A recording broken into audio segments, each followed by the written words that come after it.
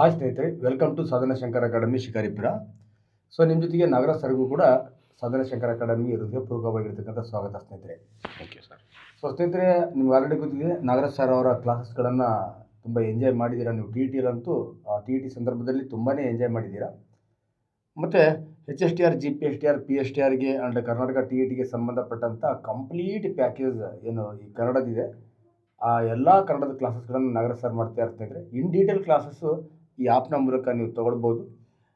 ಮತ್ತು ಇವತ್ತು ಈ SLC ಅವರು ಮಾಡಲ್ 1, ಮಾಡಲ್ 2, ಮಾಡಲ್ 3, ಮಾಡಲ್ 4 ಅಂತ ಒಂದು ಕ್ವಶನ್ಸ್ಗಳನ್ನು ಕಳಿಸಿದ್ದಾರೆ ಈ ಸತಿ 2025-26ನೇ ಸಾಲಿನ ಈ ವಿದ್ಯಾರ್ಥಿಗಳಿಗೆ, SLC ವಿದ್ಯಾರ್ಥಿಗಳಿಗಾಗಿ.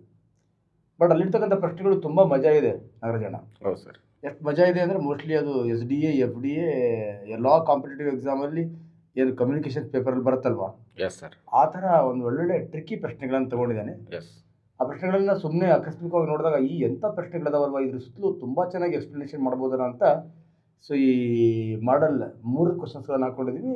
ಮತ್ತು ಇದನ್ನು ನೀವೆಲ್ಲ ನಿಮ್ಮ ಮೊಬೈಲ್ ಸ್ಟೇಟಸಲ್ಲಿ ಹಾಕ್ಕೊಂಡು ಮ್ಯಾಕ್ಸಿಮಮ್ ಶೇರ್ ಮಾಡಿದ್ರೆ ಮಾಡಲ್ 1, ಮಾಡಲ್ 3, ಮಾಡಲ್ 4 ನಿಮ್ಗೆ ಏನು ಬೇಕೋ ಆ ಕನ್ನಡಕ್ಕೆ ಸಂಬಂಧಪಟ್ಟಂಥ ಎಲ್ಲ ಮಾಹಿತಿನ ನಾಗರಾಜ್ ಸರ್ ಕೊಡ್ತಾ ಸ್ನೇಹಿತರೆ. ಮತ್ತು ಆ ಎಲ್ಲ ಮಾಹಿತಿ ಈ ಪುಸ್ತಕದಲ್ಲಿ ಬರುತ್ತೆ. ನಿಮ್ಗೆ ಆಲ್ರೆಡಿ ತುಂಬ ಸತಿ ನಾವು ಹೇಳಿದ್ದೀವಿ, ಸಾಧನಾ ಶಂಕರ್ ಅಕಾಡೆಮಿ ವತಿಯಿಂದ ಈ ಬುಕ್ ಅತಿ ಹೆಚ್ಚು ಇದು ನಮ್ಮಲ್ಲಿ ಮಾರಾಟ ಆಗ್ತಾ ಇದೆ. ಯಾಕಂದರೆ ನಮಗೆ ಹಾಕ್ಲಿಕ್ಕೆ ಆಗ್ತಾ ಇಲ್ಲ, ಆ ಲೆವೆಲಿಗೆ ಮಾರಾಟ ಆಗ್ತಾ ಇದೆ. ಬಿಕಾಸ್ ಇದ್ರದ್ದು ಕ್ವಾಲಿಟಿ ಅಂತ ಅನ್ಕೋತೀನಿ ನಾವು. ಯಾಕೆಂದರೆ ಸರ್, ಲಾಸ್ಟ್ ಟೈಮ್ ನಡೆದಿರ್ತಕ್ಕಂಥ KA ಬೋರ್ಡಿನ ಎಕ್ಸಾಮ್ಗಳಲ್ಲಿ ಈ HK ಭಾಗದ FDA ಪ್ರಶ್ನೆ ಪತ್ರಿಕೆಯಲ್ಲಿ 27 ಅಂಕಗಳು ನೇರವಾಗಿ ಬಂದಿರತಕ್ಕಂಥದ್ದು. ಕಾಮೆಂಟ್ಸೇ ನೋಡಿದ್ದೀವಿ ಸರ್, ಕಾಮೆಂಟ್ಸ್ ಜೊತೆಗೆ ನಾನ್ HKಯಲ್ಲಿ 30 ಅಂಕಗಳು, SDಯಲ್ಲಿ 31 ಅಂಕಗಳು ಬಂದಿರತಕ್ಕಂಥದ್ದು ಅತ್ಯಂತ ಖುಷಿ ಸರ್. ಯಾಕಂದರೆ ನಾವು ಇತ್ತೀಚೆಗೆ ನೀವು ಭಾಳ ಸಲ ಹೇಳ್ತಿದ್ರೆ ಸರ್, ಭಾಳ ಕಡಿಮೆ ಇದೆ ಕ್ವಶನ್ಸ್, ಎಷ್ಟು ಬರ್ಬೋದು ಅಂತೇಳಿ. ಬಟ್ ಆ ವಿಷಯ ಅಷ್ಟಿದೆ, ಬುಕ್ಸ್ ಪೇಜಸ್ ಕಡಿಮೆ ಇರ್ಬೋದು, ಬಟ್ ವಿಷಯ ಅಷ್ಟಿದೆ ಸರ್. ಅದಕ್ಕೆ ಅಷ್ಟು ಮ್ಯಾಟ್ರನ್ನು ಏನು ಮಾಡಿದ್ದೀರಿ, ಕಂಪ್ರೈಸ್ ಮಾಡಿದಿರಲಿ. Yes sir. ಜಸ್ಟ್ ಟ್ರಿಕ್ಕಿಯಾಗಿ ಹಳ್ಳಿ ಹುಡುಗರಿಗೆ ಅರ್ಥ ಆಗೋ ಹಾಕಿದ್ದೀರಿ. Yes sir. ಹಾಗೆ ನಿಮ್ಮ ಭಾಷೆನೂ ಹಂಗೆ ಇದೆ ಅಲ್ವಾ, ಆ ಭಾಷೆ ಬಳಸೋ ಹಾಗೆ ಮತ್ತು ಇದು ಕೂಡ ಅಷ್ಟು ಬ್ಯೂಟಿಫುಲ್ ಆಗಿ ಇದೆ ಅಂತ. ಎಸ್, ನಾವು ಆಲ್ರೆಡಿ ಕಾಮೆಂಟ್ಸಲ್ಲಿ ನಾನು ನೋಡ್ತಿರ್ತೇನೆ, ಲೈಕ್ ಮಾಡ್ಬೇಕಾದ್ರೆ ಮ್ಯಾಕ್ಸಿಮಮ್ ಈ ಪುಸ್ತಕದೇ ಹೇಳ್ತಾ ಇರ್ತಾರೆ. Yes sir, thank you sir. ಈಗ ನೇರವಾಗಿ ಪ್ರಶ್ನೆ ಹೋಗೋಣ ಸರ್. ಹಾಂ ಸರ್.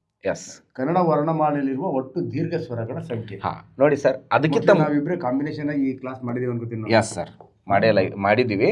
ಬಟ್ ಈ ಪ್ರಶ್ನೆಗಳಿರಲಿಲ್ಲ. ಬಟ್ ಏನಪ್ಪ ಅಂತ ಕೇಳಿದ್ರೆ, ಈ ಸಂಖ್ಯೆಗಳನ್ನು ನೋಡಿದಾಗ ಫಸ್ಟ್ ನಮ್ಮ ವಿದ್ಯಾರ್ಥಿಗಳಿಗೆ ಗೊಂದಲ ಸ್ಟಾರ್ಟ್ ಆಗುತ್ತೆ. ಇತ್ತೀಚಿನ ಪ್ರಶ್ನೆ ಪತ್ರಿಕೆಗಳಲ್ಲಿ ಸಂಖ್ಯೆಗಳ ಮೇಲೆ ಒಂದು ಪ್ರಶ್ನೆ ಇರ್ತೈತಿ. ಆ ಸಂಖ್ಯೆಗಳ ಮೇಲೆ ಯಾವ ರೀತಿಯಾಗಿ ಪ್ರಶ್ನೆ ಇರ್ತೈತಪ್ಪ ಅಂದ್ರೆ, ನಾವೆಲ್ಲ ಅಂಕಿಗಳನ್ನು ಯಾವ ಬರಿತೀವಪ್ಪ ಅಂದ್ರೆ 1, 2, 3, 4, 5, 6, 7, 8, 9 ಈ ಅಂಕಗಳನ್ನು ಬರಿತೀವಿ ಸರ್ ನಾವು. ಬಟ್ ಏನಾಗಿದೆ ಅಂದರೆ, ಸ್ಪರ್ಧಾರ್ಥಿಗಳಿಗೆ ಈ ಅಂಕಿಗಳು ಎಲ್ಲ ಗೊತ್ತಿದ್ದಾವೆ, ಬಟ್ ನಮ್ಮ ಕನ್ನಡದಲ್ಲಿ ಬಳಕೆ ಆಗ್ತಕ್ಕಂಥ ಅಂಕಿಗಳ ಬಗ್ಗೆನ ಪರಿಜ್ಞಾನ ಇಲ್ಲ. ಫಸ್ಟ್ ಆ ಅಂಕಿಗಳನ್ನು ಯಾಕೆ ತಿಳ್ಕೊಬೇಕು ಅಂದರೆ, ಲಾಸ್ಟ್ ಟೈಮ್ ಒಂದು ಕೇಳಿದರು, ಈ ಕೆಳಗಿನವುಗಳಲ್ಲಿ ಗಾಂಧೀಜಿ ಅವರು ಹುಟ್ಟಿದ ವರ್ಷ ಅಂತ ಕೇಳಿ ಕನ್ನಡ ಅಂಕಿಗಳನ್ನು ಕೊಟ್ಟಿದ್ದರು. ಅದು ಗೊಂದಲ ಸ್ಟಾರ್ಟ್ ಆಗುತ್ತೆ. ಅದಕ್ಕಾಗಿ ಮೊದಲು ಈ ಅಂಕಿಗಳ ಬಗ್ಗೆ ತಿಳ್ಕೊಬೇಕು. 1 ಅಂದರೆ ಯಾವ ರೀತಿಯಾಗಿ 1, 2, ಆನಂತರ ಏನಪ್ಪ ಅಂದರೆ 3, 4, 5, 6, 7, 8, ಆನಂತರ ಏನಪ್ಪ ಅಂತ ಕೇಳಿದ್ರೆ 9. ಇದು ಫಸ್ಟ್ ಗೊತ್ತಿತ್ತು ಅಂದರೆ ಒಂದು ಅಂಕನ ಪಡ್ಕೋಬೋದು ಸರ್. ಇಲ್ಲಿ ಇದೇನು ಬಿಡ್ರಿ, ಕನ್ನಡ ವರ್ಣಮಾಲೆಯಲ್ಲೂ ಒಟ್ಟು ದೀರ್ಘ ಸ್ವರಗಳ ಸಂಖ್ಯೆ ಎಷ್ಟು ಅಂತ ಕೇಳಿದಾಗ ನಮ್ಗೆ ಸರಿಯಾದ ಉತ್ತರ ಎಷ್ಟು ಅಂತ ಗೊತ್ತಿರಬೇಕು. 7 ಅಂತಕ್ಕಂಥದ್ದು ಗೊತ್ತಿದೆ, ಹ್ರಸ್ವ ಸ್ವರ, ದೀರ್ಘ ಸ್ವರ ಅಂತೇಳಿ. ಅಲ್ಲಿ ಹ್ರಸ್ವ ಸ್ವರಗಳ ಸಂಖ್ಯೆ ಎಷ್ಟಪ್ಪ ಅಂತ ಕೇಳಿದ್ರೆ 7. ಸರಿಯಾಗಿರ್ತಕ್ಕಂಥ ಉತ್ತರ ಯಾವುದು? 7 ಗೊತ್ತಿರುತ್ತೆ, ಬಟ್ 7 ನಂಬರ್ ಕನ್ನಡದಲ್ಲಿ ಯಾವುದು ಅಂತ. ಅದಕ್ಕಾಗಿ ಈ ಸಂಖ್ಯೆಗಳನ್ನು ತಿಳ್ಕೊಂಬರ್ಬೇಕು. ನಾವು ಭಾಳ ಸಲ ಮಾತಾಡಿದ್ದೀವಿ ಸರ್, ಹ್ರಸ್ವ ಸ್ವರದ ಬಗ್ಗೆ ಮಾತಾಡಿದ್ದೀವಿ, ದೀರ್ಘ ಸ್ವರದ ಬಗ್ಗೆನೂ ಕೂಡ ಮಾತಾಡಿದ್ದೀವಿ, ಪ್ಲುತ ಸ್ವರದ ಬಗ್ಗೆನೂ ಕೂಡ ಮಾತಾಡಿದ್ದೀವಿ, ಹೌದಾ? ಇದನ್ನ ಜೊತೆಗೆ ಯಾವ ಪ್ರಾಣಿ ಕೂಗಿದ್ರಾಗ 3 ಬರ್ತೈತಿ ಅಂತೂ ಮಾತಾಡಿದ್ದೀವಿ. ಈಗ ನಿಮಗೆ ನೆಕ್ಸ್ಟು ಕೇಳ್ಬೋದು, ಗೋವು ಕೂಗಿದಾಗ ಯಾವ ಪ್ರಾಣಿಯ ಕೂಗು ಬರುತ್ತದೆ ಅಂತ ಕೇಳಿದರೆ ನೀವೇನು ಹೇಳ್ಬೇಕು ಸರ್ ಈಗಲ್ಲೇ? ಯಾಕಂದರೆ ನಾನು ಇತ್ತೀಚೆಗೆ ಏನು ಮಾಡ್ತಾ ಇದ್ದೀನಪ್ಪ ಅಂತ ಕೇಳಿದರೆ, ಕೆಲವೊಂದು KA ಬೋರ್ಡಿನ ಪರೀಕ್ಷೆಗಳಲ್ಲಿ ಕೇಳ್ತಕ್ಕಂಥ ಪ್ರಶ್ನೆ ಮಾದರಿ ಮೇಲೂ ಕೂಡ ನಾವು ಡಿಸ್ಕಷನ್ ಮಾಡಬೇಕಾಗತ್ತೆ ಸರ್. ಗೋವು ಯಾವ ಸ್ವರವನ್ನು ಉಂಟು ಮಾಡುತ್ತದೆ ಅಂತ ಕೇಳಿದಾಗ ಅದು ಅಂಬಾ ಅಂತ ಕೂಗುತ್ತೆ. ಅಂಬಾ ಅಂತ ಕೂಗಿದಾಗ ನಾವು ತಿಳ್ಕೋಬೇಕು ಇದು ಪ್ಲುತ ಸ್ವರವನ್ನು ಉಂಟು ಮಾಡುತ್ತದೆ ಅಂಥೇಳಿ. ಹ್ರಸ್ವ ಸ್ವರ, ದೀರ್ಘ ಸ್ವರ, ಪ್ಲುತ ಸ್ವರವನ್ನು 3 ಉಂಟು ಮಾಡ್ತಕ್ಕಂತಹ ಪ್ರಾಣಿ ಯಾವುದು ಅಂತ ಕೇಳಿದಾಗ ಹುಂಜ ಅಂತ ಭಾಳ ಸಲ ಹೇಳಿವಿ. ಇದನ್ನು ಎಕ್ಸಾಮ್ದಾಗೂ ಕೇಳಿದ್ದಾರೆ. ಪ್ರಾಣಿಗಳು ಕೂಗಿದಾಗ ಯಾವ ಸ್ವರ ಉಂಟು ಮಾಡುತ್ತದೆ ಅಂತ ಕೇಳಿದರೆ ಅಂಬಾ ಈಗ ಅಕಸ್ಮಾತ್ ಒಂದು ಸಂದರ್ಭದೊಳಗೆ ಮೇಕೆ ಕೂಗಿತು ಅಂದ್ರೆ ಯಾವ ಸ್ವರವನ್ನು ಉಂಟು ಮಾಡಬಹುದು ಅಂತ ಹಿಂಗೂ ಕೇಳ್ಬೋದು ಸರ್. ಯಾಕಂದರೆ ಫ್ಯೂಚರ್ದೊಳಗೆ ನಮ್ಮ ಪ್ರಶ್ನೆ ಪತ್ರಿಕೆ ಟ್ವಿಸ್ಟ್ ಮಾಡಬೇಕಾದ್ರೆ ಯಾವ ರೀತಿಯಾಗಿ ಕೇಳ್ಬೋದು ಅಂತಕ್ಕಂಥದ್ದು. ಇದು ವಿಸರ್ಗಾಕ್ಷರವನ್ನು ಉಂಟು ಮಾಡ್ತೈತೆ ನೋಡ್ರಿ. ಯಾವ ಅಕ್ಷರವನ್ನು ಉಂಟು ಮಾಡ್ತೈತೋ ವಿಸರ್ಗಾಕ್ಷರವನ್ನು. ವಿಸರ್ಗಾಕ್ಷರ ಅಂದರೆ ಯಾವುದು? ಆಹಾ ಅಂತ ಬರಿತೀವಲ್ಲ, ಈ ಅಕ್ಷರವನ್ನು ಉಂಟು ಮಾಡ್ತಕ್ಕಂಥದ್ದು ಯಾವುದಪ್ಪ ಅಂತ ಕೇಳಿದ್ರೆ ಮೇಕೆ. ಅದಕ್ಕಾಗಿ ಅಜಸ್ವರ ಅಂತಿದೆ. ಓಕೆ, ಇರಲಿ. ಈಗ ನಮ್ಮ ಕನ್ನಡ ವರ್ಣಮಾಲೆಯಲ್ಲಿ ಇರ್ತಕ್ಕಂಥ ಒಟ್ಟು ದೀರ್ಘ ಸ್ವರಗಳ ಸಂಖ್ಯೆ ಎಷ್ಟಪ್ಪ ಅಂತ ಕೇಳಿದ್ರೆ 7. ಹ್ರಸ್ವ ಸ್ವರಗಳ ಸಂಖ್ಯೆ ಎಷ್ಟು ಅಂತ ಕೇಳಿದ್ರೆ 6. ದೀರ್ಘ ಸ್ವರಗಳ ಸಂಖ್ಯೆ ಎಷ್ಟು ಅಂತ ಕೇಳಿದ್ರೆ 7. ಪ್ಲುತ ಸ್ವರಗಳಿಗೆ ಸಂಖ್ಯೆ ಇಲ್ಲ, ಸಂಕೇತವಿದೆ ಅಂತ ಹೇಳಿದ್ವಿ ನಾವು. ಇದಕ್ಕೆ ನಾವು ಅವಗ್ರಹ ಚಿಹ್ನೆ ಅಂತ ಕೂಡ ಕರೀತಾರು ಅಂತ ಹೇಳಿ. ಎಸ್, ಈಗ ಮುಂದಿನ ಪ್ರಶ್ನೆಗೆ ಹೋಗೋಣ ಸರ್. ಅತ್ಯವಸರ ಪದವು ಯಾವ ಸಂಧಿಗೆ ಉದಾಹರಣೆಯಾಗಿದೆ ಅಂತೇಳಿ. ನಮ್ಮ ಸ್ಪರ್ಧಾರ್ಥಿಗಳು ಪ್ರತಿಯೊಂದು ಪರೀಕ್ಷೆಯಲ್ಲಿಯೂ ಕೂಡ ಸಂಧಿಗಳ ಮೇಲೆ ಗೊಂದಲ ಮಾಡ್ಕೋತಾರೆ. ಸಂಧಿಗಳನ್ನು ಅಕ್ಷರದ ಆಧಾರದ ಮೇಲೆ ಗುರ್ತಾಡಿಬೋದು ಸರ್. ಈ ಅಕ್ಷರ ಬರ್ತಂದ್ರೆ ಅದು ಯಾವ ಸಂಧಿ ಆಗ್ಬೋದು ಅಂತೇಳಿ. ಆ ಅಕ್ಷರಗಳಲ್ಲಿ ಒಂದು ಟ್ರಿಕ್ಕಿ ಹೇಳ್ಕೊಂಡು ಹೋಗಿಬಿಡ್ತೀನಿ. ಆಮೇಲೆ ಅದ್ರದ್ದು ಇನ್ ಡೆಪ್ತ್ ಕ್ಲಾಸಲ್ಲಿ ಅಂತೂ ಸಿಕ್ಕೇ ಸಿಗತ್ತೆ ಸರ್. ಯಾಕಂದರೆ ಇಲ್ಲಿ ಎಲ್ಲ ಡೆಪ್ತಾಗಿ ಹೇಳೋಕ್ಕಾಗಲ್ಲ. ಫಸ್ಟ್ ನೋಡ್ರಿ, ಇದು ಅತ್ಯವಸರ ಅಂತಕ್ಕಂಥದ್ದು ಯಾವ ಸಂಧಿಯ ಪದಪ ಅಂತ ಕೇಳಿದ್ರೆ ಅದು ಸರಿಯಾದ ಉತ್ತರ ಎಣ್ಣ ಸಂಧಿ ಅಂತೇಳಿ. ಯಾಕಂದರೆ ಒಂದ್ಸಲ ಎಕ್ಸಾಮ್ದಾಗ ಕೇಳಿದ್ರು ವೃದ್ಧಿ ಸಂಧಿ ಇರ್ಬೋದು, ಎಣ್ಣ ಸಂಧಿ ಇರ್ಬೋದು, ಜಸ್ತ್ವ ಸಂಧಿ ಇರ್ಬೋದು. ಇವು ಭಾಳ ಡಿಫ್ರೆಂಟ್ ಆಗಿರ್ತಕ್ಕಂಥ ಸಂಧಿಗಳು. ಇಲ್ಲಿ ನೋಡ್ರಿ, ವೃದ್ಧಿ ಸಂಧಿ ಅಂದ್ರೆ ನಾವು ಸಿಂಪಲ್ಲಾಗಿ ಅಕ್ಷರಗಳನ್ನ ಐಡೆಂಟಿಫೈ ಮಾಡಬೇಕು. 2 ಅಕ್ಷರ ಐ ಮತ್ತು ಅವು ಅಕ್ಷರಗಳೇನಾದರೂ ಆ ಸಂಧಿ ಪದದಲ್ಲಿ ಬರ್ತಿದ್ವು ಅಂದ್ರೆ ಅದು ವೃದ್ಧಿ ಸಂಧಿ ಆಗಿರ್ತೈತಿ. ಈಗ ಏಕೈಕ, ಭಾವೈಕ, ಲಿಂಗೈಕ, ಜಲೈಕ, ಗಂಗೌಗ, ನಿಂಗೌಗ, ಜಲೌಗ, ಐ ಅವು ಅಕ್ಷರಗಳು ಬರ್ತಿದ್ದವ್ರು ಯಾವ ಸಂಧಿ? ವೃದ್ಧಿ ಸಂಧಿ. ಇನ್ನು ಎಣ್ಣ ಸಂಧಿಗೆ ಏನು ಬರ್ತಾವಪ್ಪ ಅಂತ ಕೇಳಿದ್ರೆ ಯ ಮತ್ತು ವ ಒತ್ತಕ್ಷರ ರೂಪದಾಗ ಬರ್ತಾವೆ. ಯಾವ್ಯಾವ ಒತ್ತಕ್ಷರ ರೂಪದಾಗ ಬರ್ತಾವ್ರಿ? ಯ ಮತ್ತು ವ. ಇಲ್ಲಿ ಯಾವ್ದು ಒತ್ತಕ್ಷರ ರೂಪದಾಗ ಬಂದಿದೆ? ಯ ಒತ್ತಕ್ಷರ ರೂಪದಾಗ ಬಂದಿದೆ. ಇನ್ನೊಂದ್ಸಲ ಪ್ರಶ್ನೆ ಕೇಳಿದಾರೆ, ಎಣ್ಣ ಸಂಧಿಗೆ ಹೋಲಿಕೆಯಾಗುವ ಕನ್ನಡದ ಸಂಧಿ ಯಾವುದು ಅಂತ ಹೇಳಿ. ಅದು ಯಾವುದಪ್ಪ ಅಂತ ಕೇಳಿದ್ರೆ ಆಗಮ ಸಂಧಿ ಅಂತ ಹೇಳಿ. ಈ ಆಗಮ ಸಂಧಿ ಐತಲ್ಲ, ಯ ಮತ್ತು ವ ಡೈರೆಕ್ಟ್ ಬರ್ತಾವೆ. ಮನೆಯನ್ನು, ಮಗುವನ್ನು, ಶಾಲೆಯನ್ನು, ಈ ಥರ ಯ ಮತ್ತು ವ ಪದದಲ್ಲಿ ಡೈರೆಕ್ಟ್ ಬಂದು ಅಂದರೆ ಯಕಾರಾಗಮ, ವಕಾರಾಗಮ. ಅಕಸ್ಮಾತ್ ಯ ಮತ್ತು ವ ಒತ್ತಕ್ಷರ ರೂಪದಾಗ ಬಂದು ಅಂದರೆ ಅದು ಎಣ್ಣ ಸಂಧಿ. ಉದಾಹರಣೆಗೆ ಅತ್ಯವಸರ ಅಂತಿದೆ. ಇಲ್ಲೊಂದು ಕೊಡ್ತೀನಿ ನಾನು, ಕಮೆಂಟ್ ಮೂಲಕ ತಿಳಿಸ್ರಿ. ಸ್ವಾಗತ ಇದು ಯಾವ ಸಂಧಿ ಮತ್ತು ಇದನ್ನು ಯಾವ ರೀತಿಯಾಗಿ ಬಿಡಿಸಿ ಬರೀಬಹುದು ಅಂತೇಳಿ ಕಮೆಂಟ್ ಬಾಕ್ಸ್ದಲ್ಲಿ ಯಾರ್ಯಾರಿಗೆ ಬರುತ್ತೋ ಇದನ್ನು ಬಿಡಿಸಿ ಬರೆದು ಹಾಕಿ ನಮಗೆ. ಓಕೆ, ಜಸ್ತ್ವ ಸಂಧಿ ಅಂದರೆ ಏನಪ್ಪ ಅಂತ ಕೇಳಿದ್ರೆ ಇದನ್ನು ಕೂಡ ಪ್ರಶ್ನೆ ಕೇಳಿದಾರೆ. ಜಸ್ತ್ವ ಸಂಧಿಗೆ ಕನ್ನಡದಲ್ಲಿ ಪರ್ಯಾಯ ರೀತಿಯಲ್ಲಿ ಬಳಕೆಯಾಗುವ ಸಂಧಿ ಯಾವುದು ಅಂತ ಹೇಳಿ. ಜಸ್ತ್ವ ಸಂಧಿಗೆ ಕನ್ನಡದಲ್ಲಿ ಪರ್ಯಾಯ ರೀತಿಯಾಗಿ ಬಳಕೆಯಾಗ್ತಕ್ಕಂಥ ಸಂಧಿ ಯಾವುದಪ್ಪ ಅಂತ ಕೇಳಿದ್ರೆ ಅದು ಆದೇಶ ಸಂಧಿ ಅಂತ ಹೇಳಿ. ಇದನ್ನು ಮೊನ್ನೆ ಲಾಸ್ಟ್ ಒಂದು ಎಕ್ಸಾಮ್ದಲ್ಲಿ ಕೇಳಿದಾರೆ. ಆದೇಶ ಸಂಧಿಗೆ ಮತ್ತು ಜಸ್ತ್ವ ಸಂಧಿಗೆ ಏನು ವ್ಯತ್ಯಾಸಪ್ಪ ಅಂತ ಕೇಳಿದ್ರೆ ಇಲ್ಲಿ ಪೂರ್ವ ಪದ ಪ್ಲಸ್ ಉತ್ತರ ಪದ = ಸಂಧಿ ಪದ ಅಂಥೇಳಿ ನಾವು 3 ಪದಗಳನ್ನು ವಿಂಗಡಣೆ ಮಾಡ್ತೀವಿ. ಪೂರ್ವ ಪದ ಅಂದರೆ ಏನಪ್ಪ ಅಂತ ಕೇಳಿದ್ರೆ ಈ ಪೂರ್ವದಲ್ಲಿ ಉದಾಹರಣೆ ಕೊಡ್ತೀನಿ ನೋಡ್ರಿ. ಹಳೆ ಪ್ಲಸ್ ಕನ್ನಡ ಏನಾಗತ್ತೆ ಈಗ ಹಳಗನ್ನಡ. ಈಗೊಂದು ಪದವನ್ನು ಕೊಟ್ಟಿವಿ. ಇದು ಪೂರ್ವ ಪದ, ಇದು ಉತ್ತರ ಪದ, ಇದು ಸಂಧಿ ಪದ. ಸಂಧಿ ಅಂದಾಗ ನಾವು ಏನು ಮಾಡ್ತೀವಿ ಅಂದ್ರೆ ಪೂರ್ವ ಪದದ ಕೊನೆಯ ಅಕ್ಷರ, ಉತ್ತರ ಪದದ ಮೊದಲ ಅಕ್ಷರ ನೋಡ್ತೀವಿ. ಆದೇಶ ಸಂಧಿಗೆ ಮತ್ತು ಜಸ್ತ್ವ ಸಂಧಿಗೆ ಏನು ವ್ಯತ್ಯಾಸಪ್ಪ ಅಂತ ಕೇಳಿದ್ರೆ ಆದೇಶ ಸಂಧಿಯಲ್ಲಿ ಪೂರ್ವ ಪದದಲ್ಲಿ ಅಲ್ಲ, ಉತ್ತರ ಪದದಲ್ಲಿ ಕ ಚ ಟ ತ ಪಗಳು ಬರ್ತಾವೆ. ಕ ಚ ಟ ಪ ಅಲ್ಲ, ಕ ತ ಪಗಳು ಬರ್ತಾವೆ. ಸಂಧಿ ಆಗೋದ್ನಾಗ ಏನಾಗ್ತಾವಪ್ಪ ಅಂತ ಕೇಳಿದ್ರೆ ಗ ದ ಬಗಳು ಬರ್ತಾವೆ. ಉತ್ತರ ಪದದ ಕತಪಗಳ ಸ್ಥಾನದಲ್ಲಿ ಸಂಧಿ ಆಗುವ ಹೊತ್ತಿನಾಗ ಗ ದ ಬಗಳ ಬಂದು ಅಂದ್ರೆ ಆದೇಶ ಸಂಧಿ. ಅದೇ ಪೂರ್ವ ಪದದಲ್ಲಿ ಉದಾಹರಣೆಗೆ ಸತ್ತ ಪ್ಲಸ್ ಆನಂದ ಏನಾಗುತ್ತೆ ಇದು ಸದಾನಂದ ಅಂಥೇಳಿ. ಉತ್ತರ ಪದದೊಳಗೆ ಕತಪಗಳ ಬಂದು ಅಂದರೆ ಆದೇಶ ಸಂಧಿ. ಪೂರ್ವ ಪದದೊಳಗೆ ಏನಾದರೂ ಕಚಡ ತಪಗಳ ಬಂದು ಅಂದರೆ ಜಸ್ತ್ವ ಸಂಧಿ. ಪೂರ್ವ ಪದದಲ್ಲಿ ಕಚಡ ತಪಗಳು ಕ ಇಲ್ಲಿ ಬರೆದು ಬಿಡೋಣ, ಇನ್ನೂ ಒಂದು ಸ್ವಲ್ಪ ಅರ್ಥ ಆಗತ್ತೆ. ಪೂರ್ವ ಪದ, ಉತ್ತರ ಪದ, ಸಂಧಿ ಪದ. ಕ ಚ ಟ ತ ಪಗಳ ಜಾಗದಲ್ಲಿ ಉತ್ತರ ಪದದೆಲ್ಲ ಸಂಧಿ ಪದದೊಳಗೆ ಏನು ಬರ್ತಾವೆ? ಗ ಜ ಡ ತ ಬಗಳು ಬರ್ತಾವೆ. ಈ ಕಚಡ ತಬಗಳ ಸ್ಥಾನದಲ್ಲಿ ಗಜಡ ದಬಗಳು ಬಂದು ಅಂದ್ರೆ ಅದನ್ನು ನಾವೇನಂತ ಕರಿತೀವಿ? ಜಸ್ತ್ವ ಸಂಧಿ ಅಂತ ಹೇಳಿ ಕರಿತೀವಿ. ಇಲ್ಲಿ ಆದೇಶ ಸಂಧಿ ಒಳಗೆ ಉತ್ತರ ಪದಗಳನ್ನು ನೋಡಬೇಕು, ಜಸ್ತ ಸಂಧಿಯಲ್ಲಿ ಪೂರ್ವ ಪದಗಳನ್ನು ನೋಡಬೇಕು. ನೋಡ್ರಿ ಎಷ್ಟು ವ್ಯತ್ಯಾಸ ಆಗತ್ತಂದ್ರೆ ಈಗ ಉದಾಹರಣೆಗೆ ವಾಗ್ದೇವಿ ಅಂತಕ್ಕಂಥ ಒಂದು ಪದವನ್ನು ಬರಿತೀನಿ ನಾನು. ವಾಗ್ದೇವಿ ಇದು ಯಾವ ಸಂಧಿ ಅಂತ ಕೇಳಿಬಿಡ್ತಾನೆ. ನಮ್ಗೆ ಗೊಂದ ಆಗ್ಬಿಡ್ತದೇನ ಆದೇಶ ಸಂಧಿನ ಜಸ್ತ್ವ ಸಂಧಿನ ಅಂತ ಬಿಡಿಸ್ಬೇಕು. ಅವಾಗ ಹೆಂಗೆ ಬಿಡಿಸ್ತೀರಿ ಇದನ್ನ? ವಾಕ ಪ್ಲಸ್ ದೇವಿ. ಹಾಗಾದ್ರೆ ಇಲ್ಲಿ ಯಾವ ಪದದಲ್ಲಿ ಅಕ್ಕ ಬಂದಿದೆ? ಪೂರ್ವ ಪದದಲ್ಲಿ ಬಂದಿದೆ. ಪೂರ್ವ ಪದದಲ್ಲಿ ಬಂದಿದ್ರೆ ಯಾವ ಸಂಧಿ ಅದು? ಜಸ್ತ್ವ ಸಂಧಿ. ಇನ್ನು ಚುತ್ವ ಸಂಧಿ ಅಂದ್ರೆ ಹೆಂಗಿರ್ತದಪ್ಪ ಅಂತ ಕೇಳಿದ್ರೆ ಇದಕ್ಕೆ ಯಾವುದು ಪರ್ಯಾಯವಾಗಿರ್ತಕ್ಕಂಥ ಕನ್ನಡ ಸಂಧಿಗಳಿಲ್ಲ, ಅಂದ್ರೆ ಅದನ್ನು ಹೋಲಿಕೆ ಆಗ್ತಕ್ಕಂಥ ಸಂಧಿಗಳಿಲ್ಲ. ಇಲ್ಲಿ ಪೂರ್ವ ಪದದೊಳಗೆ ಸ ಮತ್ತು ತಗಳು ಇರ್ತಾವೆ. ಉತ್ತರ ಪದದಲ್ಲಿ ಚ ಜ ಶಗಳು ಬರ್ತಾವೆ. ನೋಡ್ರಿ ಇಲ್ಲಿ ಅದಾವೆ ಶ ಚ ಶ ಚ ಶ ಶ ಚ ಶ ಚ. ಇವನು ಕೂಡ ಸಂಧಿ ಅವತ್ನಾಗ ಏನಾಗ್ತಾವಪ್ಪ ಅಂದ್ರೆ ಒತ್ತಕ್ಷರ ರೂಪದಾಗ ಬರ್ತಾವೆ. ಮನಸ್ಸು ಇಲ್ಲೊಂದು ಬಿಡಿಸ್ತೇನೆ ನೋಡ್ರಿ. ಮನಸ್ಸ ಪ್ಲಸ್ ಶಾಂತಿ ಹೆಂಗಾಗತ್ತದು? ಮನಃಶಾಂತಿ ಅಂತ ಹೇಳಿ. ಹಾಂ, ಇಲ್ಲಿ ಏನು ಹೇಳ್ತಾರೆ ಅವರು? ಪೂರ್ವ ಪದದಲ್ಲಿ ಸ ಬರ್ತೈತಿ, ಉತ್ತರ ಪದದೊಳಗೆ ಶ ಆದರೂ ಬರ್ಬೋದು, ಚ ಆದರೂ ಬರ್ಬೋದು, ಜ ಆದರೂ ಬರ್ಬೋದು. ಇಲ್ಲಿ ಏನು ಬಂದಿದೆ ನಮಗೆ? ಶ ಬಂದಿದೆ. ಸಂಧಿ ಆಗೋತ್ನಾಗ ಅದೇ ಅಕ್ಷರ ಒತ್ತಕ್ಷರ ರೂಪದಾಗ ಬರ್ತೈತಿ. ಹಂಗೆ ಬಂದು ಅಂದ್ರೆ ಅದನ್ನು ನಾವೇನಂತ ಕರಿತೀವಿ? ಚುತ್ವ ಸಂಧಿ. ನಾವೆಲ್ಲ ಜಗಜ್ಯೋತಿ ಅಂತಕ್ಕಂಥ ಬಸವಣ್ಣವ್ರ ಹೆಸರನ್ನು ಕೂಡ ತಪ್ಪು ಬರಿತೀವಿ. ಜಗತ್ ಪ್ಲಸ್ ಜ್ಯೋತಿಯನ್ನು ಹಿಂಗೆ ಬರೆದು ಬಿಡ್ತೀವಿ. ಜಗತ್ ಪ್ಲಸ್ ಜ್ಯೋತಿ. ಹಾಂ, ಜ್ಯೋತಿ.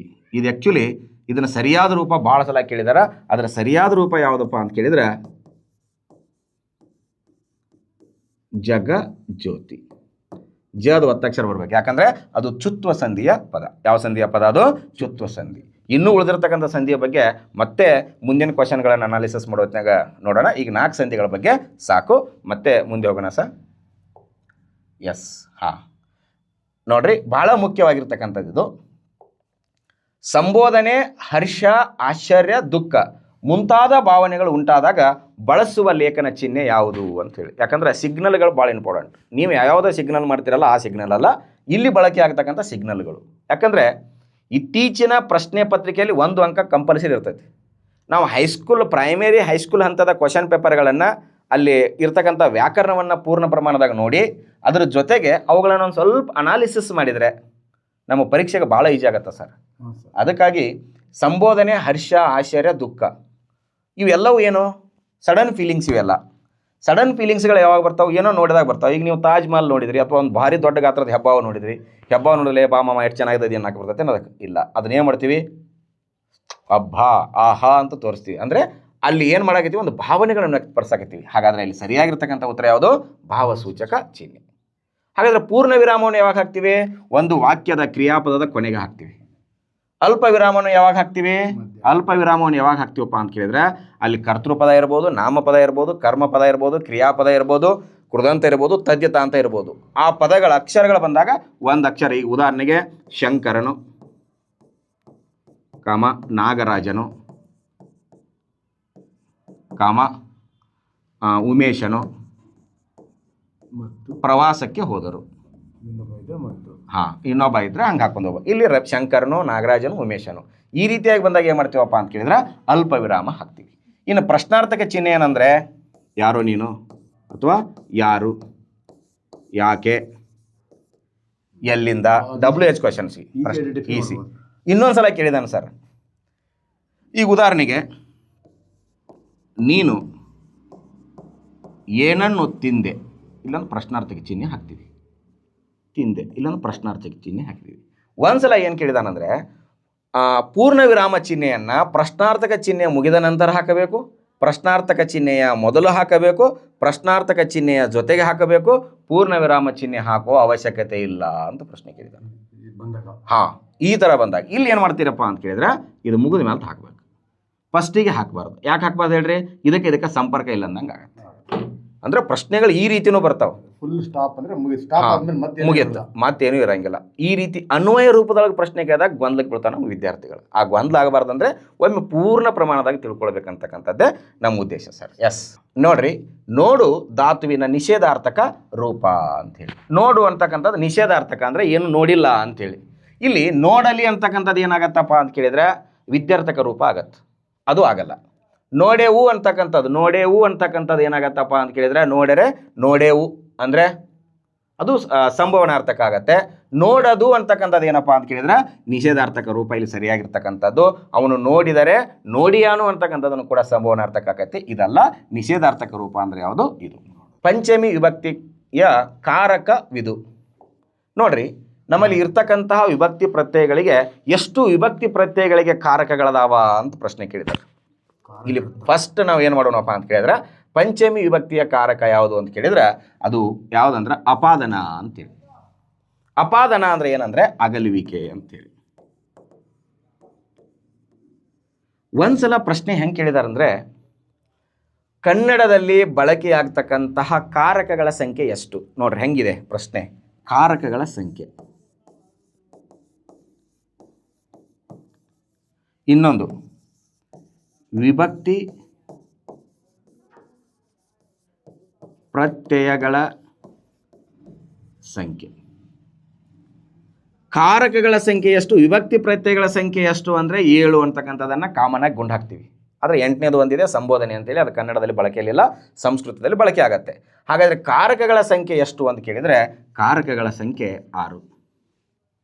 ಯಾಕಂದರೆ ಇಲ್ಲಿ ಎದಕ್ಕಿದೆ ಅಧಿಕರಣ ಅಂತಕ್ಕಂಥದ್ದೇನು ಸಂಬಂಧ. ಸಂಬಂಧ ಅಂದರೆ ಎದಕ್ಕಿದು ಸಪ್ತಮಿ ಬರುತ್ತೆ. ಕರ್ಣಾರ್ಥ ಅಂದರೆ ಎದಕ್ಕೆ ಬರ್ತೈತಪ್ಪ ಅಂತ ಕೇಳಿದ್ರೆ ತೃತೀಯಾಕ್ ಬರ್ತೈತಿ. ತೃತೀಯಾಕ್. ಸಂಪ್ರದಾನ ಅಂತಕ್ಕಂಥದ್ದು ಎದಕ್ಕೆ ಬರ್ತೈತಪ್ಪ ಅಂತ ಕೇಳಿದ್ರೆ ಚತುರ್ಥಿಗೆ ಬರ್ತೈತಿ. ಚತುರ್ಥಿಗೆ ಸಂಪ್ರದಾನ ಬರ್ತೈತಿ. ಪಂಚಮಿಗೆ ಯಾವ್ದು ಬರ್ತೈತಿ? ಪಂಚಮಿಗೆ ಅಗಲುವಿಕೆ ಬರ್ತೈತಿ. ಓಕೆ. ಕರ್ತೃ ಎದಕ್ಕೆ ಬರ್ತೈತಪ್ಪ ಅಂತ ಕೇಳಿದ್ರೆ ಪ್ರಥಮಕ್ಕೆ ಬರ್ತೈತಿ. ಫಸ್ಟ್ ಅಂತ ಬರಿತೀನಿ ಅಷ್ಟೇ. ಕರ್ಮ ಎದಕ್ಕೆ ಬರ್ತೈತಪ್ಪ ಅಂತ ಕೇಳಿದ್ರೆ ದ್ವಿತೀಯಕ್ಕೆ ಬರ್ತೈತಿ. ಇನ್ನೊಂದು ಷಷ್ಠಿ ಇದೆ ಅಲ್ಲ, ಷಷ್ಠಿಗೆ ನ ಕಾರಕ ಅಂತ ಬಳಸ್ತೀವಿ. ನ ಕಾರಕ ಅಂದರೆ ಅದಕ್ಕೆ ಯಾವುದೇ ಕರ್ಣಾರ್ಥಗಳು ಅಥವಾ ಕಾರಕಾರ್ಥಗಳು ಇಲ್ಲ. ಯಾಕಿಲ್ಲಪ್ಪ ಅಂತ ಕೇಳಿದ್ರೆ ಅದು ಸಂಬಂಧವನ್ನು ಕೊಡ್ತೈತೆ, ಅದ್ರ ಮುಂದೆ ಡೈರೆಕ್ಟ್ ಕ್ರಿಯಾಪದಗಳನ್ನು ಬಳಸಕ್ಕೆ ಬರಂಗಿಲ್ಲ. ಆ ಕಾರಣದಿಂದ ಇದು ನ ಕಾರಕ ಆಗಿರುವುದರಿಂದ ನಮ್ಮಲ್ಲಿ ಕಾರಕಗಳ ಸಂಖ್ಯೆ ಎಷ್ಟು? 6. ಅದ್ರ ಜೊತೆಗೆ ಸಂಬೋಧನೆಗೂ ಕೂಡ ಏನಿಲ್ಲಪ್ಪ ಅಂತ ಕೇಳಿದ್ರೆ ಕಾರಕ ಇಲ್ಲ.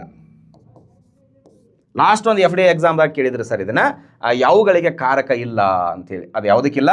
ಒಂದು ಷಷ್ಠಿಗಿಲ್ಲ, ಒಂದು ಷಷ್ಠಿಗೆ, ಮತ್ತೊಂದು ಸಂಬೋಧನೆಗೆ ಏನಿಲ್ಲಪ್ಪ ಅಂತ ಕೇಳಿದ್ರೆ ಕಾರಕಗಳು ಇಲ್ಲ ಅಂತಕ್ಕಂಥದ್ದನ್ನು ನೆನಪಡ್ಕೋಬೇಕು. ಯಾಕಂದರೆ ಪ್ರಶ್ನೆಗಳೇನು ಈ ರೀತಿಯಾಗಿ ಕೇಳಿದಾನಂದಾಗ ಮತ್ತೊಂದು ರೀತಿಯಾಗಿ ಕೇಳ್ಬೋದಲ್ಲ. ಅದಕ್ಕಾಗಿ ಓದಬೇಕಾದ ಸಂದರ್ಭದಲ್ಲಿ ಒಂದು ಪರಿಪೂರ್ಣ ತಿಳ್ಕೊಂಡ್ಬಿಟ್ರೆ ಈ ವಿಷಯವನ್ನು ಮರಳಿ ಓದೋದು ಅವಶ್ಯಕತೆ ಇಲ್ಲ ಸರ್. ನಿಮ್ಮ ಸೈನ್ಸ್ ಥರ. ನಿಮ್ಮ ಸೈನ್ಸ್ ಆದರೆ ಹೆಂಗಾಗೈತಪ್ಪ ಅಂತ ಕೇಳಿದ್ರೆ ತಲೆ ಕೆಟ್ಟು ಹೋಗ್ಬಿಡ್ತೈತಿ. ಬಟ್ ನೀವು ಹೇಳ್ತಕ್ಕಂಥ ಸೈನ್ಸ್ ಹೆಂಗಿರ್ತೈತಪ್ಪ ಅಂತ ಕೇಳಿದ್ರೆ ಊಟ ಮಾಡಿದಂಗೆ ಇರ್ತೈತಿ. ಅದಕ್ಕಾಗಿ ಸುಲಿದ ಬಾಳೆಹಣ್ಣಿನಂದರೆ ಕನ್ನಡ ಅಂತ ಹೆಂಗೆ ಹೇಳ್ತಾರೋ ಹಂಗೆ ಸುಲಿದ ಬಾಳೆಹಣ್ಣು ಹೆಂಗೆ ತಿನ್ನಕ್ಕೆ ಈಜುನೋ ಆ ರೀತಿಯಾಗಿ ನೀವು ಸೈನ್ಸ್ ಹೇಳ್ತೀರಿ ಸರ್. ಭಾಳ ಖುಷಿ ಆಗುತ್ತೆ. ಎಷ್ಟೋ ವಿದ್ಯಾರ್ಥಿಗಳ ಇತ್ತೀಚೆಗೆ ಸರ್ ಯಾವಾಗಾರ ಆ್ಯಪ್ ಮಾಡಿರಿ ಸರ್, ಜಲ್ದಿ ಆ್ಯಪ್ ಮಾಡಿರಿ ಅಂತೇಳಿ ಅವರು ಭಾಳ ಸಲ ಕೇಳ್ತಾ ಇದ್ದಾರೆ. ಯಾಕಂದರೆ ಮೇನ್ ಬೇಕಾಗಿರ್ತಕ್ಕಂಥ ಸೈನ್ಸ್ ಕ್ಲಾಸ್ ಬೇಕಾಗಿದೆ ಅವ್ರಿಗೆ, ವಿದ್ಯಾರ್ಥಿಗಳಿಗೆ. ಅದಕ್ಕಾಗಿ ಆದಷ್ಟು ಬೇಗ ಈ ಆ್ಯಪ್ ಬರುತ್ತೆ ಸ್ನೇಹಿತರೆ, ಈ ವಾರದಲ್ಲಿನೇ ಬರುತ್ತೆ. ಅತ್ಯಂತ ಖುಷಿಯ ವಿಚಾರ.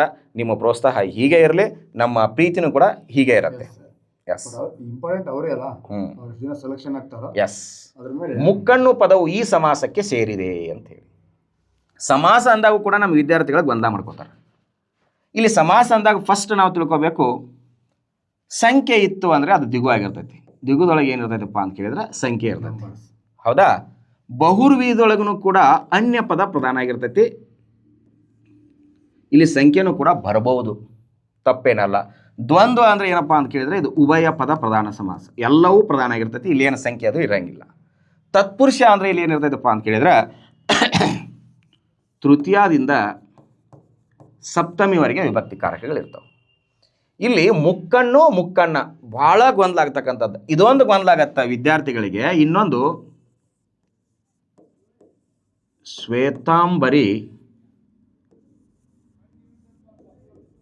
ಶ್ವೇತಾಂಬರ. ಇವು ಎರಡೂ ವ್ಯತ್ಯಾಸ ಗೊತ್ತಾಗಿಬಿಡ್ತು ಅಂದರೆ ಮುಕ್ಕಣ್ಣ ವ್ಯತ್ಯಾಸ ಗೊತ್ತಾ ಅಂದರೆ ನೀವು ಸಮಾಸದಲ್ಲಿ ಅಂಕೆ ಕಳ್ಕೊಳ್ಳಲ್ಲ. ಅಷ್ಟು ಈಸಿಯಾಗಿರ್ತಕ್ಕಂಥದ್ದು. 3 + ಕಣ್ಣು ಅಂತ ಮಾಡಿದೀವಿ ಅಂದರೆ 3 + ಕಣ್ಣು ಅಂತ ಮಾಡಿದೀವಿ ಅಂದರೆ ಇದೇನಾಗತ್ತಪ್ಪ ಅಂತ ಕೇಳಿದ್ರೆ ಮುಕ್ಕಣ್ಣು ಅಂತ ಆಗತ್ತೆ. ಅಕಸ್ಮಾತ್ 3 ಕಣ್ಣು ಉಳ್ಳವ ಯಾರು ಅಂತ ಕೇಳಿದ್ರೆ, ಇವತ್ತು ಶಿವರಾತ್ರಿ ಇದೆ ಅವರು, ಯಾರು? 3 ಕಣ್ಣು ಉಳ್ಳವ, ಹಣೆಗಣ್ಣ ಅಂತ ಕರಿಬೋದು. ಅವ್ರಿಗೆ ಇನ್ನೊಂದು ಹೆಸರು ಏನಂತ ಕರಿತೀವಿ? ಮುಕ್ಕಣ್ಣ ಅಂತ ಕರಿತೀವಿ. ನೋಡ್ರಿ, ಮುಕ್ಕಣ್ಣ ಅಂದ್ರೆ ಬಹುರ್ವಿ ಸಮಾಸ, ಮುಕ್ಕಣ್ಣು ಅಂದ್ರೆ ದ್ವಿಗು ಸಮಾಸ. ವ್ಯತ್ಯಾಸ ಎಷ್ಟಿದೆ? ಸ್ವಲ್ಪ ವ್ಯತ್ಯಾಸ ಇದೆ. ನಮ್ಮ ವಿದ್ಯಾರ್ಥಿಗಳು ಏನಾಗ್ಬಿಡ್ತಾವೆ ಅಂದರೆ ಮುಕ್ಕಣ್ಣು ಒಮ್ಮೆ ಹಿಂಗಾಗಿಬಿಡ್ತಾರೆ. ಅಕಸ್ಮಾತ್ ಅದನ್ನು ಮುಕ್ಕಣ್ಣ ಕೇಳಿದ್ರೆ ಬಹುರ್ವಿ ಸಮಾಸ ಹಾಕ್ಬೇಕು, ಮುಕ್ಕಣ್ಣು ಅಂತ ಕೇಳಿದ್ರೆ ದ್ವಿಗು ಸಮಾಸ ಹಾಕ್ಬೇಕು. ಶ್ವೇತಾಂಬರಿ, ಶ್ವೇತವಾದ ಅಂಬರ ಉಳ್ಳವಳು ಅಂದರೆ ಬಿಳಿ ಬಟ್ಟೆಯನ್ನು ಧರಿಸಿದವಳು ಯಾರು? ಶ್ವೇತಾಂಬರಿ, ಅವಳೇ ಸರಸ್ವತಿ ಅಂತ ಹೇಳಿ. ಇಲ್ಲಿ ಶ್ವೇತಾಂಬರ, ಶ್ವೇತವಾದ ಅಂಬರ ಅಂದ್ರೆ ಏನೋ ಬಿಳಿ ಬಟ್ಟೆ ಅಂತ. ಶ್ವೇತಾಂಬರ ಅಂತಂದ್ರ ಕರ್ಮಧಾರೆಯ ಸಮಾಸ, ಧಾರಯ ಸಮಾಸ. ಶ್ವೇತಾಂಬರಿ ಅಂದ್ರೆ ಬಹುರ್ವಿ ಸಮಾಸ. ಇವೆರಡು ಈ ರೀತಿಯಾಗಿ ಗೊಂದಲ ಆಗ್ತಿರ್ತಕ್ಕಂಥದ್ದು. ಅಂದರೆ ದ್ವಿಗು ಸಮಾಸಕ್ಕೆ, ಕರ್ಮಧಾರೆಯ ಸಮಾಸ, ಬಹುರ್ವಿ ಸಮಾಸಕ್ಕೆ ಭಾಳ ಗೊಂದಲಾಗತ್ತೆ. ಇನ್ನೊಂದು ಗಮಕ ಸಮಾಸಕ್ಕೂ ಕೂಡ ಕರ್ಮಧಾರೆಯ ಸಮಾಸ ಮತ್ತು ಗಮಕ ಸಮಾಸಕ್ಕೂ ಕೂಡ ಏನಾಗತ್ತ? ಗೊಂದಲಾಗತ್ತೆ. ಆ ಗೊಂದಲ ಏನಾದರೂ ಆಗಕೈತೆ ಅಂದ್ರೆ ಅದು ಕರ್ಮಧಾರೆಯ ರೂಪದೊಳಗೆ ಇತ್ತು ಅಂದ್ರೆ, ಗುಣ ವಿಶೇಷಣೆ ಇತ್ತು ಅಂದ್ರೆ ಕರ್ಮಧಾರೆ ಅಥವಾ ಗಮಕ ಅಂಥೇಳಿ. ಅದೇ ರೀತಿ ಕರ್ಮಧಾರೆ ಅಥವಾ ಬಹುರ್ವಿ ಅಂಥೇಳಿ. ಸಂಖ್ಯೆ ಒಳಗಿತ್ತಂದ್ರೆ ಕರ್ಮಧಾರೆ ಅಥವಾ ಸಂಖ್ಯೆ ಇತ್ತಂದ್ರೆ ದ್ವಿಗು ಅಥವಾ ಬಹುರ್ವಿ ಅಂತಕ್ಕಂಥದ್ದನ್ನ ನಾವೇನು ಮಾಡಬೇಕು? ಕನ್ಫರ್ಮ್ ಮಾಡ್ಕೋಬೇಕು. ಇವ್ರಿಗೆ ಸಂಖ್ಯೆನ ಕೊಡ್ತು ಅಂದ್ರೆ ದ್ವಿಗು, ಆ ಸಂಖ್ಯೆಯಿಂದ ಇನ್ನೊಂದು ಯಾರು ಹೆಸರು ಬರ್ತಿತ್ತಂದ್ರೆ ಬಹುರ್ವಿ ಸಮಾಸ. Yes sir, okay. ಈ ರೀತಿಯಾಗಿ ಪ್ರಶ್ನೋತ್ತರಗಳನ್ನು ನಾವು ಮತ್ತೆ ಏನು ಮಾಡೋಣಪ್ಪ ಅಂತ ಕೇಳಿದರೆ ಸಿರೀಸ್ ರೂಪದಾಗ ಬಿಡಿಸ್ಕೊತ ಹೋಗೋಣ. ನಿಮಗೆ ಯಾರಿಗಾದರೂ ನಮ್ಮ ಸ್ಪರ್ಧಾ ಕನ್ನಡ ಕಸ್ತೂರಿ ಪುಸ್ತಕ ಬೇಕಿದ್ರೆ ಇಲ್ಲಿ ನಂಬರ್ ಕಾಣ್ತೈತೆ ನೋಡ್ರಿ, ಈ ನಂಬರ್ಗೆ ನೀವು ಕಾಂಟ್ಯಾಕ್ಟ್ ಮಾಡೋದರ ಮೂಲಕ ನಿಮ್ಮ ಹೆಸರು ಮತ್ತು ವಿಳಾಸವನ್ನು ತಲುಪಿಸಿದ್ರೆ, ಆ ನಂಬರನ್ನು ಕಳಿಸಿದ್ರೆ ನಿಮ್ಮ ಮನೆಗಳಿಗೆ ನೇರವಾಗಿ ತಲುಪಿಸ್ತಕ್ಕಂಥ ವ್ಯವಸ್ಥೆಯನ್ನು ಕೂಡ ಮಾಡ್ತೀವಿ. ಓಕೆ, 9611462373. ಈ ನಂಬರಿಗಾದರೂ ಕಾಂಟ್ಯಾಕ್ಟ್ ಮಾಡ್ಬೋದು, ಈ ನಂಬರಿಗಾದರೂ ಕಾಂಟ್ಯಾಕ್ಟ್ ಮಾಡ್ಬೇಕು. ಯಾಕಂದರೆ ಕಾಲ್ಗಳು ಜಾಸ್ತಿ ಬರೋದ್ರಿಂದ ಇದು ಒಮ್ಮೆ ಬಿಜಿ ಇರುತ್ತೆ. ಆ ಸಂದರ್ಭದಲ್ಲಿ ನೀವು ಈ ನಂಬರ್ಗೂ ಕೂಡ ಏನು ಮಾಡ್ಬೋದು? ಕಾಂಟ್ಯಾಕ್ಟ್ ಮಾಡ್ಬೋದು. ಸ್ನೇಹಿತರೆ, ನಿಮ್ಮ ಪ್ರೀತಿ, ಪ್ರೋತ್ಸಾಹ, ವಿಶ್ವಾಸ ಸಾಧನಾ ಶಂಕರ್ ಅಕಾಡೆಮಿ ಮೇಲೆ ಹೀಗೆ ಇರಲಿ. ವಿಡಿಯೋವನ್ನು ನೋಡಿದಾಗ ಒಂದು ಸ್ವಲ್ಪ ಕೈಯನ್ನು ಫ್ರೀ ಬಿಟ್ಟು, ಮನಸ್ಸನ್ನು ಫ್ರೀ ಬಿಟ್ಟು ಸಬ್ಸ್ಕ್ರೈಬ್ ಬಟನಿಗೆ ಒತ್ತಿದ್ರೆ ನಿಮಗೂ ಒಳ್ಳೆಯದಾಗತ್ತೆ, ನಮಗೂ ಒಳ್ಳೆಯದಾಗತ್ತೆ. ಎಲ್ಲರಿಗೂ ತುಂಬ ಹೃದಯದ ಧನ್ಯವಾದಗಳು. Thank you sir.